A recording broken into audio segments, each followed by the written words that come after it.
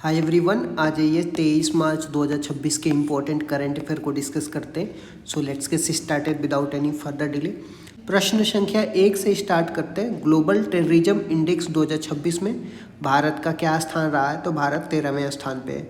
इसे Institute for Economics and Peace द्वारा जारी किया जाता है। पाकिस्तान आतंकवाद से प्रभावित देशों में पहले स्थान पे है, तो ये भी आपको ध्यान में रखना है। भारत में आतंकवादी घटनाओं में 43% की कमी आई है। नेपाल में 2025 में कोई आतंकवादी घटना नहीं हुई है, तो ये भी आपको ध्यान में रखना है। नेक्स्ट क्वेश्चन में आते हैं। स्काई ट्रैक्स की टॉप 30 एयरपोर्ट सूची में शामिल एकमात्र भारतीय एयरपोर्ट कौन सा है?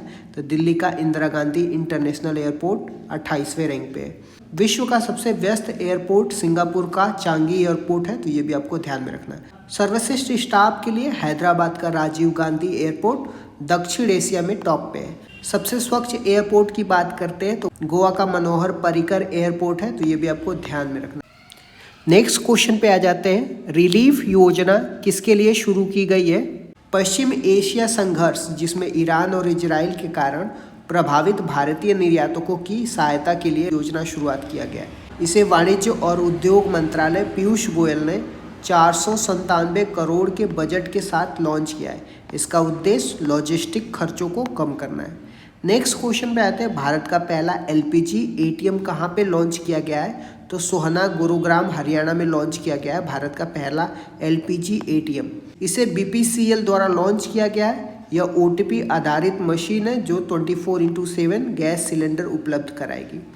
नेक्स्ट क्वेश्चन में आते हैं। महार सत्याग्रह के शताब्दी वर्ष के अवसर पर कहाँ पे सम्मेलन आयोजित हुआ है? तो महाराष्ट्र के रायगढ़ जिला में महार सत्याग्रह के शताब्दी वर्ष पर आयोजित किया गया है। यह सत्याग्रह डॉक्टर भीमराव अंबेडकर द्वारा 1927 में सार्वजनिक जल पर सबके अधिकार के लिए शुरू किया गया था। महाराष्ट्र सरकार ने 2026 को समानता सामाजिक सद्भाव का वर्ष घोषित किया है, तो ये भी आपको ध्यान में रखना है। नेक्स्ट क्वेश्चन पे आते हैं। विश्व जल दिवस 2026 कब मनाया गया और इसकी थीम क्या थी? 22 मार्च को विश्व जल दिवस मनाया जाता है। इसकी थीम जल और लिंग, जहाँ पे जल बहता है वहीं समानता पनपती है, रखी गई है। 22 मार्च को ही बिहार दिवस मनाया जाता है, क्योंकि 22 मार्च को 1912 में बिहार का एस्टेब्लिशमेंट किया जाता है। नेक्स्ट क्वेश्चन में आते हैं। निर्वाचित सरकार के प्रमुख के रूप में सबसे लंबे समय तक सेवा करने वाले भारतीय नेता कौन बने हैं? तो प्रधानमंत्री नरेंद्र मोदी बन गए और वह 8,931 दिन तक सबसे लंबे समय तक सेवा करने वाले भारतीय नेता बन गए। उन्होंने पवन कुमार चामलिन का रिकॉर्ड तोड़ा है। इसमें उनके गुजरात के मुख्यमंत्री और भारत के प्रधानमंत्री के रूप में बिताए गए दिन भी शामिल है। नेक्स्ट क्वेश्चन में आते हैं। थाईलैंड के नए प्रधानमंत्री के रूप में किसे निर्वाचित किया गया है? अनुतिन चरणा विरुकुल को थाईलैंड के नए प्रधानमंत्री निर्वाचित किया गया है। वे भूमजाई थाई पार्टी से संबंधित है, तो ये भी आपको ध्यान में रखना है। आ जाते हैं कुछ और इम्पोर्टेंट पॉइंट देख लेते हैं। तो कपड़ा निर्यात की बात करते हैं तो वर्ष 2025 के आंकड़ों के अनुसार तमिलनाडु शीर्ष कपड़ा निर्यातक राज्य बन गया है। सरहुल पर्व 2026 की बात करते हैं तो यह प्रकृति का उत्सव है, झारखंड में आयोजित हुआ है। उत्तर पूर्व भारत फिल्म महोत्सव की बात करते हैं तो इसका तीसरा संस्करण इम्फाल मणिपुर में हुआ है। जनगणना 2027 की बात करते हैं तो प्रसिद्ध सैंड आर्टिस्ट सुदर्शन पटनायक को इसका ब्रांड एम्बेसडर बनाया गया, तो ये भी आपको ध्यान में रखना है। वर्ष 2026 के स्टॉकहोम जल पुरस्कार से किसे सम्मानित किया गया है? काव्य मदानी को स्टॉकहोम जल पुरस्कार से सम्मानित किया गया। काव्य मदानी की बात करते हैं, वो 44 वर्ष की हैं और इस पुरस्कार को पाने वाले पहले भारतीय युवा विजेता हैं। इसके घोषणा की बात करते हैं तो पेरिस में हुई थी, जहाँ पे यूनेस्को का मुख्यालय है। वे संयुक्त राष्ट्र के पहले अधिकारी हैं जिन्हें यह पुरस्कार मिला है और वे यूएन के जल विभाग के निदेशक भी हैं। वाटरमैन ऑफ इंडिया की बात करते हैं तो वर्ष 2015 में यह पुरस्कार भारतीय राजेंद्र सिंह को दिया गया था। मार्क लिंटन पुरस्कार 2026 की बात करते हैं विलियम डेल रिपल को दिया गया है उनकी पुस्तक द गोल्डन रोड के लिए, जिसमें सिल्क रोड या रेशम मार्ग पर आधारित है। 60वां ज्ञानपीठ पुरस्कार की बात करते हैं तो आर वैरामुथु को दिया गया है, तो ये भी आपको ध्यान में रखना है। Colonel C K Nayudu lifetime achievement award की बात करते हैं राहुल द्रविड़ को दिया गया है, तो ये भी आपको ध्यान में रखना है। नेक्स्ट क्वेश्चन में आते हैं। किस देश ने औपचारिक रूप से विश्व स्वास्थ्य संगठन से अपनी सदस्यता वापस ले ली है? तो अर्जेंटीना ने WHO से अपनी सदस्यता को वापस ले ली है। अर्जेंटीना के राष्ट्रपति जेवियर माइली हैं, उन्होंने 2025 में इसकी घोषणा की थी और 1 साल के नोटिस पीरियड के बाद 2026 में यह औपचारिक हो गया। यूएसए की बात करते हैं तो जनवरी 2026 में अमेरिका ने भी डब्ल्यूएचओ से अलग होने की घोषणा की है। डब्ल्यूएचओ की बात करते हैं, डब्ल्यूएचओ की स्थापना 7 अप्रैल 1948 को हुआ था। अर्जेंटीना की राजधानी की बात करते हैं तो ब्यूनस आयर्स है, तो ये भी आपको ध्यान में रखना है। नेक्स्ट क्वेश्चन पे आते हैं, भारत किस वर्ष विश्व इंडोर एथलेटिक्स चैंपियनशिप की मेजबानी करेगा? तो वर्ष 2028 में भारत विश्व इंडोर एथलेटिक्स चैंपियनशिप की मेजबानी करेगा। मेजबान शहर की बात करते हैं तो भुवनेश्वर कलिंगा स्टेडियम में होगा। अब भारत पहली बार इसका मेजबान बना है और इसे होस्ट करने वाला एशिया का चौथा देश बन गया है। इसके निर्णय की बात करते हैं तो पोलैंड के तोरुन में हुई वर्ल्ड एथलेटिक्स काउंसिल की बैठक में लिया गया है। एथलेटिक्स फेडरेशन ऑफ इंडिया के हेड की बात करते हैं तो बहादुर सिंह है। कॉमनवेल्थ गेम 2026 ग्लासगो में और 2030 अहमदाबाद भारत में होने वाला है, तो ये भी आपको ध्यान में रखना है। नेक्स्ट क्वेश्चन पे आते हैं, भारत ने फ्लोटिंग लिडार बाय सिस्टम का सफल परीक्षण कहाँ पे किया है? तो तमिलनाडु के चेन्नई के पास मुंतम तट पे किया है। इसके परीक्षण की बात करते हैं तो इसका परीक्षण NIOT के द्वारा किया गया है, जिसका full form national institute of ocean technology है। लिडार की फुल फॉर्म की बात करते हैं तो लाइट डिटेक्शन एंड रेंजिंग है।